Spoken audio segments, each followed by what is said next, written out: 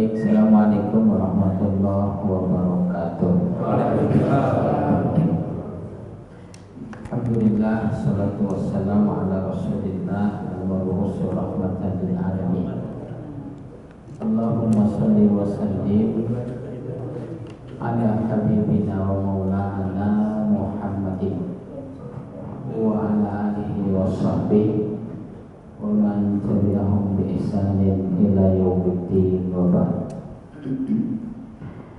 Alhamdulillah, pada maghrib ini kita sama-sama dapat silaturahim kembali guna menghadirkan upaya menjemput keridhaan Allah Subhanahu wa taala.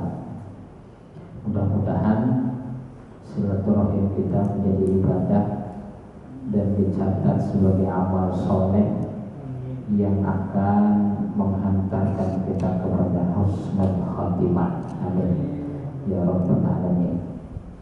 Salawat dan salam harus selalu kita sampaikan kepada junjungan kita Nabi Muhammad sallallahu alaihi wasallam. Semoga kita tergolong sebagai umat beliau yang istiqomah, yang akan masuk surga bersama beliau. Amin ya rabbal alamin. Yang sama-sama kita hormati dan kita muliakan para pengurus BKM Al-Jihad, mulai dari ketua sampai semuanya, para tokoh, para ahli, para ujaj, para guru, yang mohon maaf tidak disebutkan satu persatu tanpa mengurangi rasa hormat dan ta'zim saya. Saya kembali dapat perintah untuk belajar berbicara depan antum sekalian tanpa dikasih judul kali ini. Judulnya apa nggak jelas. Tapi biasanya saya kalau nggak dikasih judul, saya tawarkan mau judul yang mana. Yang pertama, temanya adalah manajemen menjemput husnul khatimah. Ini tema pertama. Yang kedua, temanya adalah ruginya menggantungkan urusan kepada selain Allah Subhanahu wa taala. Silakan mau yang mana?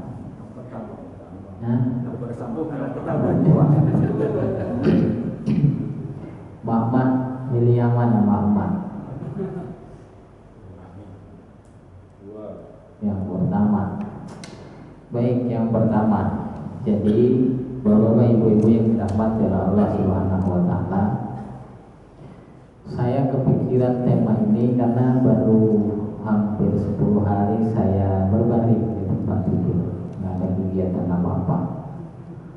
Ini suara masih minta. Cita-cita utama setiap muslim itu seharusnya husnul khatimah, bukan yang lain. Kalau cita-cita kita bukan husnul khatimah, berarti ada yang salah dengan cita-cita kita. Itu garis bawahnya begitu. Sekali lagi, cita-cita utama kita sebagai orang beriman seharusnya husnul khatimah. Kalau bukan husnul khatimah sebagai cita-cita kita yang utama, berarti ada yang salah dengan cita-cita kita. Karena para nabi Allah Subhanahu wa taala dan para nabi, para rasul serta orang-orang soleh memiliki cita-cita ini dan mengajarkan kepada generasi penerusnya, termasuk kita semua, agar memiliki cita-cita itu. Ayat Al-Qur'annya banyak banget terkait dengan hal ini. Kalau kita tarik kesimpulan dari Al-Quran itu, poin utamanya itu bagaimana agar kita husnul khatimah dengan berbagai fasilitas yang Allah hadirkan. Namun memang manusia seringkali lupa dengan cita-cita utamanya. Seakan-akan kita ini seperti anak kecil yang diajak main ke Dufan. Jadi anak kecil kalau diajak main ke Dufan, melihat wahana yang begitu banyak, sekarang itulah di Castellonya Subang, wahananya banyak, tempat bermainnya banyak, akhirnya lupa kalau itu hanya tempat bermain. Dan seharusnya tujuan akhirnya adalah pulang lagi ke sisi Allah Subhanahu wa Ta'ala. Dalam hal anak-anak, tujuan utama dari jalan-jalan itu bukan mainnya sebenarnya. Bagaimana setelah main pulang lagi dengan selamat, kan begitu? Begitu juga dengan hidup kita ini. Makanya Allah berfirman, inna dunya la'ibun wa lahbun wa takasurun bainakum. Sesungguhnya dunia ini hanyalah permainan dan senda gurau. Gimana sih main-main? Main-main dalam hal ini ditafsirkan langsung oleh Rasulullah, dunia mazra'atul akhirah. Dunia ini hanya tempat bercocok tanam untuk bekal akhirat kita. Belum lagi kalau kita tarik ayatnya, misalnya surah Al-Qasas ayat 77, surah nomor 28 ayat yang ke-77. Allah Subhanahu wa Ta'ala berfirman, wa bataghi fima ataka Allahu darul akhirah wa la tansa nasibaka minad dunya. Kejarlah urusan akhirat. Coba, Allah mendahulukan kejar akhirat, jangan lupa urusan dunia. Jadi menurut Ibnu Katsir rahimahullah, ketika menafsirkan ayat ini, didahulukan wa bataghi fima ataka Allahu darul akhirah daripada walatan sanasibaka minad dunya. Maksudnya adalah akhirat itu harus menjadi fokus utama tujuan kehidupan kita, bukan dunia. Karena dunia ini hanya wasilah. Kita mau ke Cikarang, wasilah ke Cikarang itu adalah jalan kaki, naik sepeda, naik motor, naik beca, naik bemo, naik busway, atau naik LRT, atau naik apa, mobil pribadi atau apa. Nah, dunia itu adalah wasilahnya ini, alatnya. Tujuan utama kita ke Cikarang. Nah, banyak orang yang tujuan utamanya ke Cikarang karena mobilnya bagus, dia sampai mobil aja. Udahlah, nggak jadi ke Cikarang kan, rupanya aja ke Cikarang, mobil aja kita, di jalan aja kita. Akhirnya lupa, tahu-tahu mati, ya udah, Masya Allah. Maka saudara-saudaraku yang dirahmati oleh Allah Subhanahu wa Ta'ala, umur yang Allah kasih ini akan dimintai bertanggungjawabkan. Makanya kata Rasulullah SAW, Rasul heran dengan kita sebagai manusia. Rasul sendiri heran. Kata Rasulullah SAW, ajib betul litolibid dunia wal mautu yatlubu.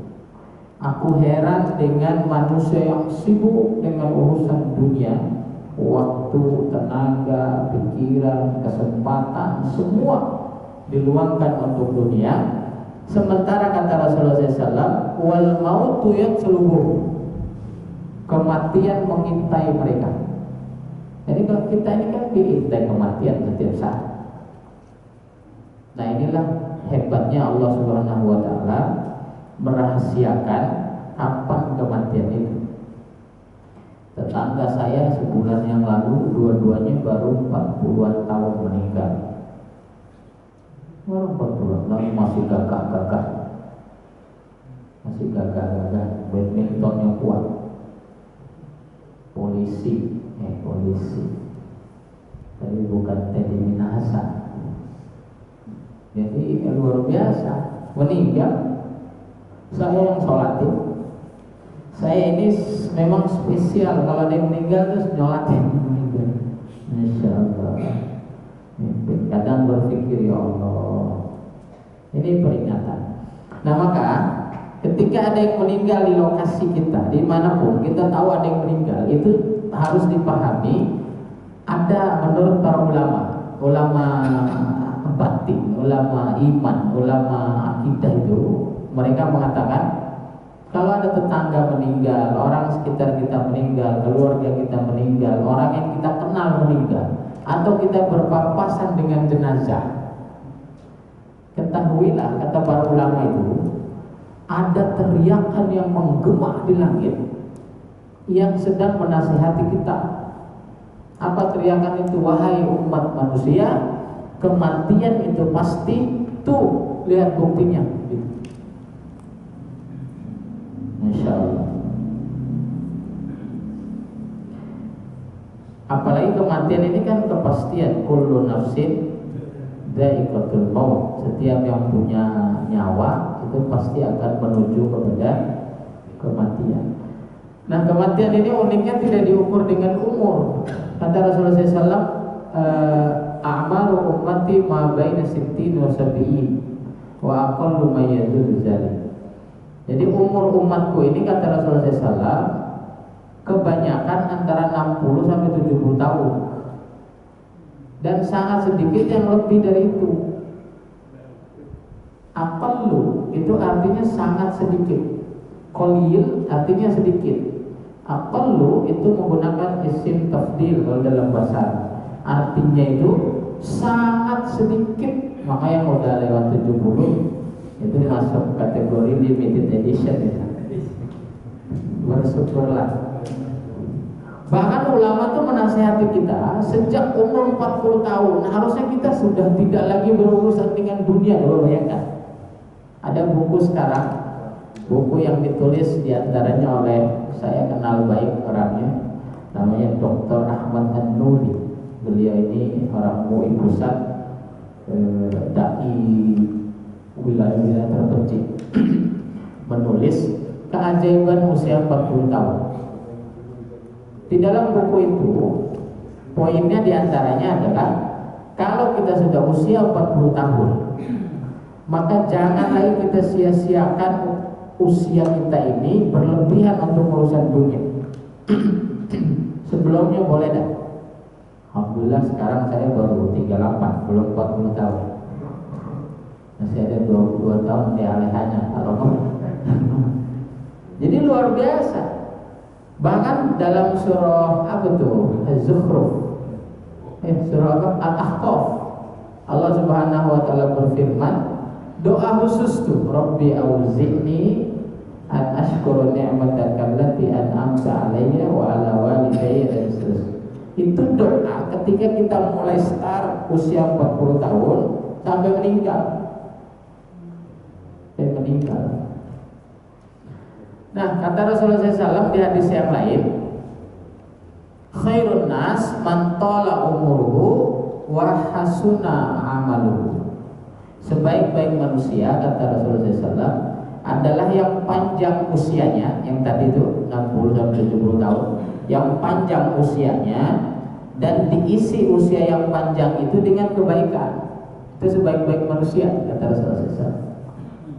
Wa syarrun nas, dan seburuk-buruk manusia, man tala umuruhu wa sa'a amaluhu, yaitu mereka yang dipanjangkan umurnya, tapi umur yang panjang itu diisi dengan keburukan dan keburukan. Na'udzubillah, summa na'udzubillah. Ya Allah. Kalau kita meninggal kayak ayam, bisa dikonsumsi oleh makhluk lain. Ayam itu kan disembelih, bisa kita makan. Kita disembelih atau enggak sama-sama haramnya. Berarti kan nggak ada gunanya fisik kita itu udah nggak bisa dikonsumsi, udah nggak, masya Allah. Nah, selain itu, selain nggak bisa dikonsumsi, kita ini ada bertanggung jawabannya. Ayatnya banyak juga itu.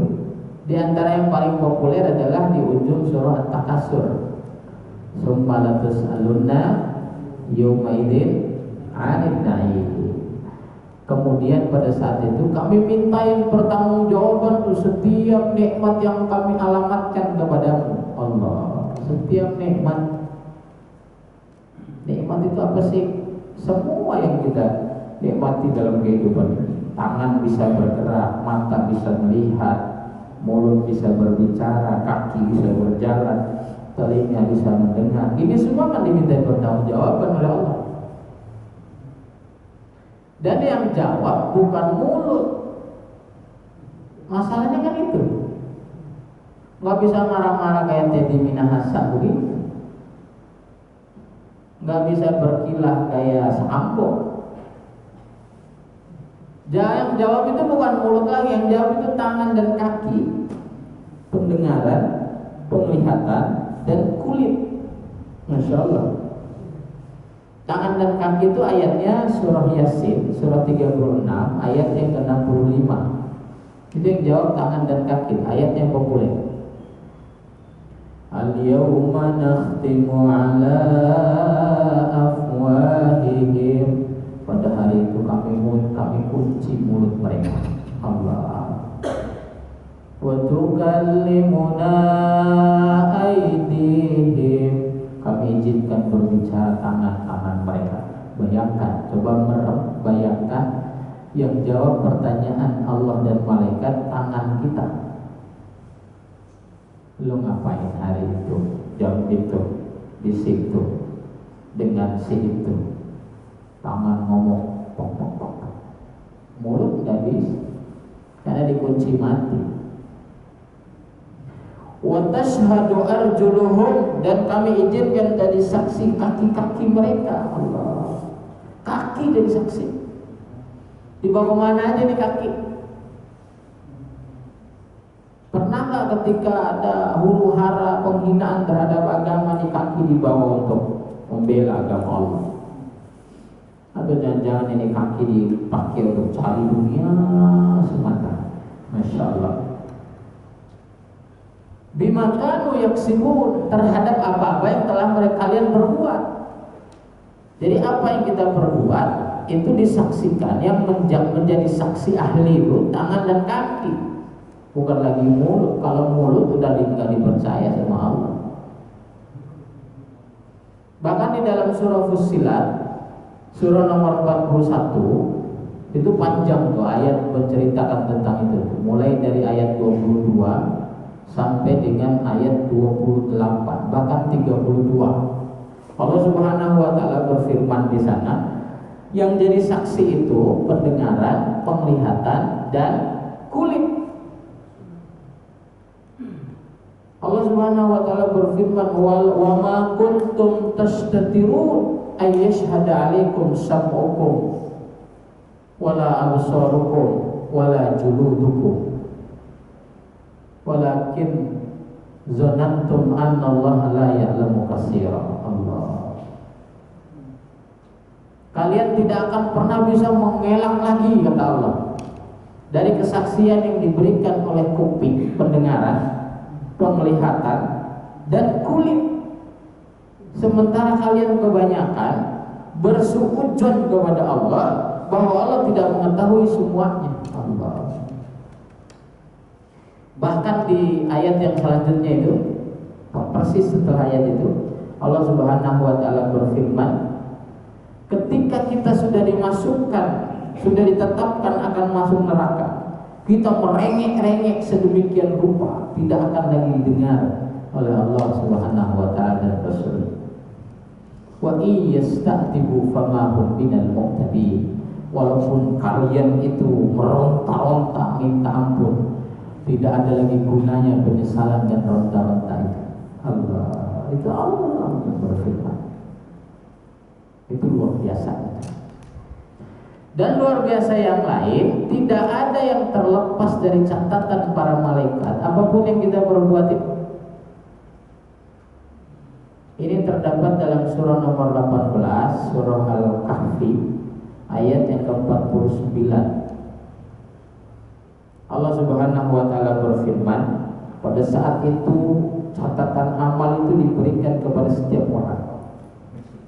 Pada saat diberikan kepada para pendosa, kata Allah, mereka itu tiba-tiba berteriak histeris, ya wailata, aduhai kitab apa ini ya Allah, la yughadiru shaghiratan wala kabiratan illa ahsaha. Tidak ada yang tertinggal di dalamnya, baik yang terkecil sampai yang terbesar, melainkan semuanya tercatat dengan rapi. Allah menghadirkan pertanggungjawaban atau LPJ. Pengen lihat LPJ kita itu bukan karena Allah nggak tahu, tapi itulah maha adilnya Allah Subhanahu wa Ta'ala. Ada cross check data, kalau istilah pengadilan itu ada cross check data. Kata Allah, data gua begini nih, data lu gimana? Gitu. Makanya ketika ada yang mengatakan saya berjuang di jalanmu hingga mati, ya Allah, saya mati syahid. Kata Allah, kadzabta, engkau berjuang bukan karena pengen syahid, tapi karena pengen dianggap pahlawan. Dan ada itu, saya belajar ilmu agamamu, saya sebarkan untuk dakwah membesarkan agamamu, ya Allah. Kata Allah, kadzabta, engkau bohong. Kamu belajar agama karena pengen dianggap sebagai orang pintar. Saya membelanjakan harta saya untuk memperjuangkan agamamu, ya Allah. Kata Allah, kadzabta, engkau bohong. Engkau membelanjakan hartamu karena ingin dianggap sebagai dermawan. Itu hadisnya panjang, hadis sahih. Nah, ini cross check data. Allah pengen ada transparansi kalau istilah kampus itu. Makanya kata Allah, innallaha la yudrimu rabbuka ahadan. Allah tidak akan pernah menzalimi hambanya seorang pun. Nah, itu ada cross check data itu tadi. Data lu gimana? Ini data yang ada di gua begini. Jangan dibayangkan itu data tulisan tangan. Hari ini kita simpan data kapanpun, dimanapun. Kalau udah dalam bentuk flash disk, itu kemana-mana tersimpan dengan baik. Bayangkan bagaimana flash disk yang dimiliki oleh Allah Subhanahu wa Ta'ala tentang kehidupan kita. Ada chip yang Allah tinggal ambil nih data lo nih, nonton dah. Karena hari di akhirat itu sama dengan 1000 tahun di kita. Ka'alfi sanatin, seperti 1000 tahun di kita. Kita hidup misalnya 100 tahun, itu berapa persen dari 1000 tahun? 10%. Berarti kalau 10% hanya sekian menit, nggak ada 1 jam kita nonton. Masa iya sih nonton usia 60 tahun ditontonin semua? Nah, menurut Allah usia kita ini hanya sekian, nggak ada apa-apanya.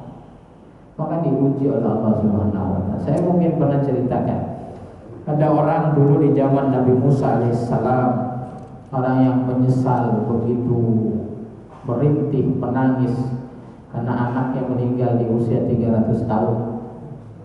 Ya. Anaknya meninggal muda, usia 300 tahun. Karena usia Nabi Musa menurut riwayat itu usianya itu 1010 tahun. Usia dalam Al-Quran itu yang 950 tahun itu adalah usia dakwahnya. Jadi Nabi Musa mulai dakwah sampai meninggal itu 950 tahun. Usia angkanya lebih dari 1000 tahun. Berarti si bocah ini yang 300 tahun itu kan meninggal muda. Ibunya menangis di depan Nabi Musa AS. Kenapa lo nangis? Dijawab oleh ibunya, saya sedih karena anak saya meninggal. Bukan karena meninggalnya, tapi meninggalnya di usia yang masih muda. 300 tahun masih muda. Kemudian Nabi Musa bertanya kepada ibu itu, ketahuilah olehmu wahai perempuan, ada nanti umat di akhir zaman, manusia itu usianya hanya 60 sampai 70 tahun. Jatahnya seperti itu, jarang yang lebih dari itu. Kemudian perempuan itu menangisnya, berhenti dan bertanya, usia manusia apa itu? Usia umat Nabi Muhammad. Kemudian kata ibu itu, demi Allah, kalau saya tahu usia saya hanya segitu, saya tidak akan pernah tidur, saya tidak akan pernah bermain, saya tidak akan pernah berleha-leha, dan saya akan hanya isi usia yang singkat itu hanya untuk beribadah kepada Allah Subhanahu wa Ta'ala. Coba bayangin. Kita udah tahu sih. Begitu sibuk, ya Allah ya Rahman ya Rahim. Nah ayatnya lagi nanti sebelum masuk ke manajemennya. Jadi ayat yang lain kita percepat atur waktu. Jadi ayat yang lain di akhirat nanti huru haranya itu enggak kayak kita ini saling mengenal, enggak.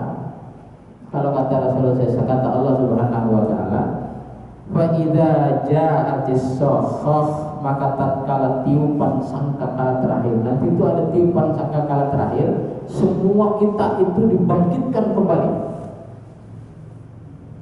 Dalam riwayat tiupan sangkakala itu kan ada 3. Tiupan pertama adalah untuk memberi peringatan. Tiupan kedua mematikan semua. Tiupan ketiga adalah menghidupkan kembali. Tiupan yang terakhir ini menghidupkan kembali. Suasana itu diceritakan oleh Allah di surah Abasa ayat-ayat terakhir itu. Allah Subhanahu wa taala berfirman, "Fa idza ja'atis sakhah," maka tatkala tiupan sangkakala terakhir itu ditiupkan, yauma yafirrul mar'u min akhi, setiap orang lari dari saudaranya, enggak peduli sama saudaranya. Wa ummihi wa abi, dan enggak peduli dengan ibu dan bapaknya. Wa sahibatihi wa bani, begitu juga dengan sahabat dan anak keturunannya. Udah enggak peduli. Apa yang mereka pedulikan? Likulli imri'in minhum yawma idzin sya'nu yughni. Pada hari itu mereka hanya sibuk dengan urusan mereka masing-masing. Allah, sibuk. Makanya Aisyah radhiyallahu anha, ibunda kaum muslimin, istri Rasulullah SAW, mendengar cerita Nabi Muhammad SAW terkait pada mahsyar. Kata Rasulullah SAW, di pada mahsyar itu tidak ada satupun manusia yang pakai pakaian, semuanya telanjang. Kata Aisyah, wahai suamiku, apakah nanti mereka saling melihat aurat masing-masing? Kata Rasulullah SAW, mereka tidak akan lagi memikirkan itu, karena mereka memikirkan bagaimana mempertanggungjawabkan amal-amal mereka. Allah, luar biasa. Nah, saudara-saudara yang dirahmati Allah, hal-hal ini kan bukan cerita bagi kita sebagai orang beriman, bukan dongeng penghantar tidur, bukan. Dalilnya jelas, datanya otentik, yang cerita orang yang paling benar, firman Allahnya tercatat dengan rapi. Tapi kenapa kemudian kita bergeser dari cita-cita utama ini, hidup hanya sementara ini? Makanya si Karebet itu Joko Tingkir, saya baca juga sejarah hidupnya. Joko Tingkir itu nanya sama gurunya, "Guru, sampai kapan kita akan berantem terus? Tiap hari berantem, ketemu musuh, kita melawan kezaliman dan lain sebagainya." Kata gurunya, "Bet, kita akan berhenti melakukan ini sampai kematian menjemput kita." Gitu, singkat itu ini. Nah, kembali kepada cita-cita utama tadi. Cita-cita utama tadi kita husnul khotimah, tapi kita sibuk dengan urusan yang di sini nih. Akhirnya tertutup dengan cita-cita utama. Harusnya nih orang beriman tuh kalau bercita-cita gitu. Saya punya cita-cita menjadi pimpinan perusahaan internasional. Enggak titik, koma di situ. Koma, agar saya mampu menjadikan jabatan itu sebagai wasilah untuk husnul khotimah. Gitu. Saya bercita-cita menjadi presiden karena saya ingin kekuasaan itu dikelola agar menghantarkan saya kepada husnul khotimah. Yakin gak ada yang berani korupsi? Saya bercita-cita memungut pajak karena dengan itu saya akan bisa membantu negara, pembangunan dan lain sebagainya. Karena dengan itu saya pengen husnul khotimah. Ada nggak petugas pajak yang nyerang kalau itu? Enggak. Karena salah cita-cita, akhirnya kacau semuanya. Cita-citanya bukan lagi husnul khotimah, sibuk dengan cita-cita dunia, akhirnya lupa dengan husnul khotimah. Lantas bagaimana caranya ini menjelang Ramadan bisa kita manfaatkan sebagai wasilah untuk meningkatkan ini. Di dalam dunia manajemen itu ada yang disebut dengan SWOT analisis SWOT. Saya yakin di perusahaan, yang punya perusahaan sudah diterapkan, yang punya komunitas sudah diterapkan, yang punya apapun perkumpulan dan lain-lain itu sudah diterapkan. Tapi secara pribadi masih begitu jarang yang menerapkan manajemen ini dalam kepribadiannya. Apalagi untuk mencapai husnul khotimah tadi. Tujuan utamanya husnul khotimah, meninggal dalam keadaan baik. Gimana caranya? Caranya pertama, pahami dulu, analisa dulu, dalami dulu apa kelebihan kita. Semua manusia itu punya kelebihan. Saya punya kelebihan, semua punya kelebihan. Kalau kita mau menelaah kelebihan kita. Untuk apa kita mengetahui kelebihan kita? Jadikan kelebihan itu sebagai wasilah agar kita husnul khotimah. Makanya Abu Bakar As-Siddiq radhiyallahu anhu, kelebihan itu keyakinan yang kuat, kesabaran dan kesantunan, serta kekayaan yang banyak. Dia tahu persis tuh kelebihannya. Beliau memanfaatkan kelebihannya itu untuk menghantarkannya kepada husnul khotimah. Abu Bakar As-Siddiq menyumbangkan semua harta demi husnul khotimah. Bukan pengen dipuji oleh Rasulullah, bukan pengen dicatat sebagai dermawan, tapi karena yang ada di pikiran saya pengen husnul khotimah. Kelebihan saya harta, oke, saya manfaatkan harta ini untuk husnul khotimah. Gitu harusnya. Ada yang kelebihan secara fisiknya gunakan untuk husnul khotimah. Entah itu misalnya mau sampah sedikit atau bantuin tetangga atau apa. Ada yang punya kelebihan itu dari ilmunya gunakan untuk husnul khotimah. Ada yang kelebihannya itu dari segi relasi, power, kekuatan, kemudian jaringan yang luar biasa. Manfaatkan itu semua untuk husnul khotimah. Makanya Ali bin Abi Thalib radhiyallahu anhu itu memiliki kecerdasan yang luar biasa. Yang dilakukan sahabat Ali radhiyallahu anhu adalah memaksimalkan kualitas kecerdasannya untuk menjemput husnul khotimah. Ali sahabat yang hidupnya pas-pasan, tapi karena cita-citanya husnul khotimah, beliau benar-benar meluangkan semua ide, gagasan, semuanya itu untuk agama Allah Subhanahu wa taala. Terus kelebihan kita, kekuatan kita apa? Pikirkan fisik kita. Ya Allah, alhamdulillah saya masih kuat jalan untuk sholat berjamaah, manfaatkan. Alhamdulillah saya masih bisa nyapuin halaman tiap hari, sapuin halaman.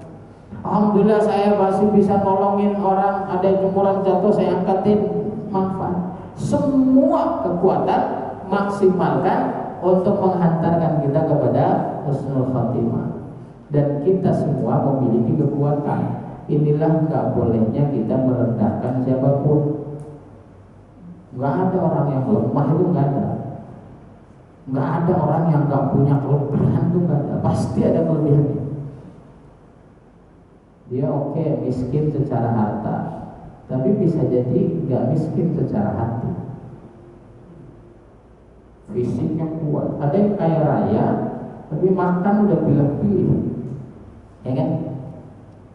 Ada yang saya belum lama ngisi pengajian di perumahan elit di Bekasi. Saya sampaikan semua kita ini punya kelebihan, termasuk saya, kayak gitu. Antum punya mobil, punya rumah, punya perusahaan, punya macam-macam. Saya bilang gitu. Tapi mohon maaf, istri antum udah sepuh. Saya belum punya apa-apa, tapi minimal istri saya masih muda. Kan kelebihan. Fisik masih kuat, cari, pasti ada kekuatan kita apa. Kemudian yang kedua, pahami kelemahan kita. Analisis secara mendalam, secara pribadi itu.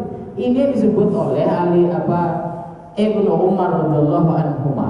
Ini bukan hadis. Ibnu Umar yang mengatakan, hasibu anfusakum qabla an tuhasabu. Hisab, hitung diri kalian sebelum kalian dihitung.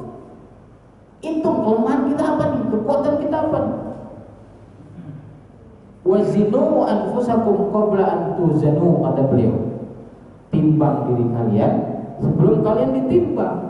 Apa kelemahan kita, apa kelebihan kita, kita yang paling tahu pokoknya. Oh, kelemahan saya masih suka marah-marah. Obat marah-marah itu cuma satu, jangan marah. Ini kan? Kelemahan saya masih pelit, ya Allah, saya tujuan husnul khotimah, saya punya harta, tapi saya pegang kuat banget. Nah, ini kelemahan berarti. Nah, obatnya pelit, jangan pelit, itu doang. Ya Allah, saya masih malas ibadah. Padahal saya fisik kuat, rumah dekat dari musola dan lain-lain. Ya Allah, nah kelemahan ini minimalisir kelemahan. Kalau malasnya 5 kali dalam sehari kan kebangetan. Kurangi, minimal mulai besok malesnya tinggal 4 kali, dikurangi aja.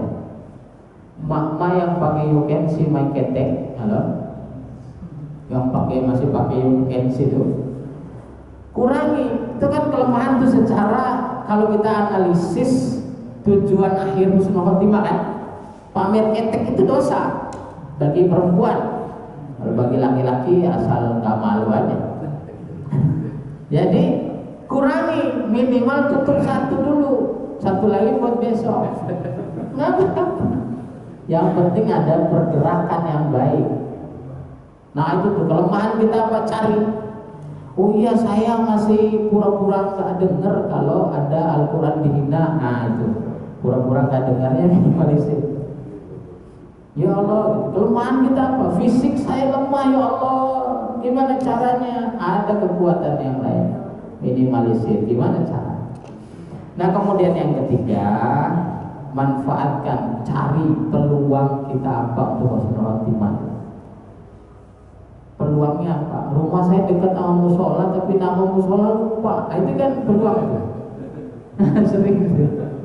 Jadi pengurus musola, pengurus masjid lupa nama masjidnya, itu kebangetan. Padahal itu peluang, Allah kasih itu peluang tuh. Ya Allah ringankan pengurus musola untuk masukkan nama kita ke dalamnya. Tujuannya apa? Biar kita memahami, oh iya, ini peluang buat saya untuk kembali ke masjid musola. Itu paham, oh ya Allah, peluang saya banyak ya. Rumah saya nggak jauh. Dulu ada sahabat yang meninggal miskin, rumahnya jauh dari masjid. Kemudian menjelang meninggalnya, sebelum jajan ya, pada saat Rasulullah SAW sholat berjamaah selesai, ngelihat ini sahabat ini kok kagak ada gitu. Ditanya kemana sih, siapa namanya itu. Kalau itu aja. Nah, kemudian sakit ya Rasul, ditelusuri, ternyata rumahnya jauh banget. Menurut riwayat, saking jauhnya itu rumah sahabat ini, Rasul dan para sahabat menelusuri rumahnya itu dari habis sholat sampai ketemu rumahnya 3 jam kemudian baru ketemu. Kan jauh banget tuh. Sampai di rumah, mana suamimu? Kata istrinya, sudah meninggal ya Rasul. Cuman ada pesan yang disampaikan sebelum beliau meninggal. Apa?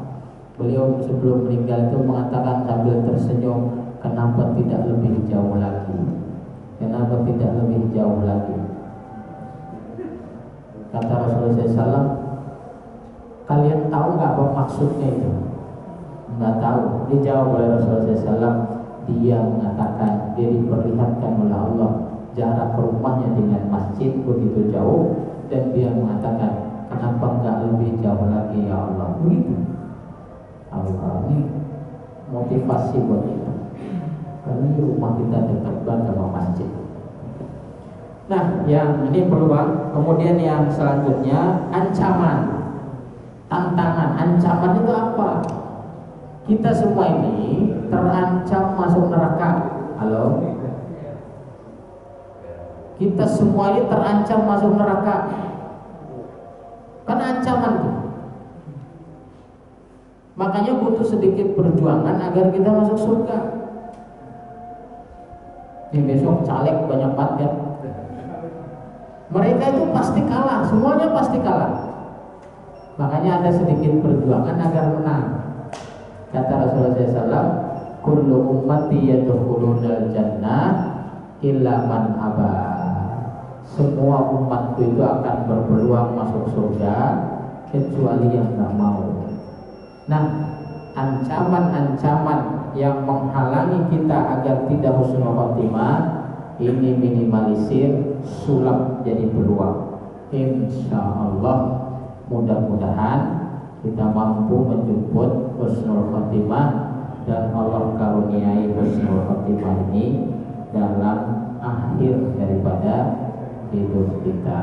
Amin ya rabbal alamin. Baik, itu karena sudah hajat. Gimana nih ceritanya San? Langsung tutup. Baik, alhamdulillah. Terima kasih. Mohon maaf jika ada hal yang kurang berkenan. Silakan gali lagi, silakan dalami lagi. Yang jelas luruskan tujuan akhir kita, yaitu husnul khotimah, bukan yang lain. Demikian, hadanallahu iyyakum ajmain. Assalamualaikum warahmatullahi wabarakatuh.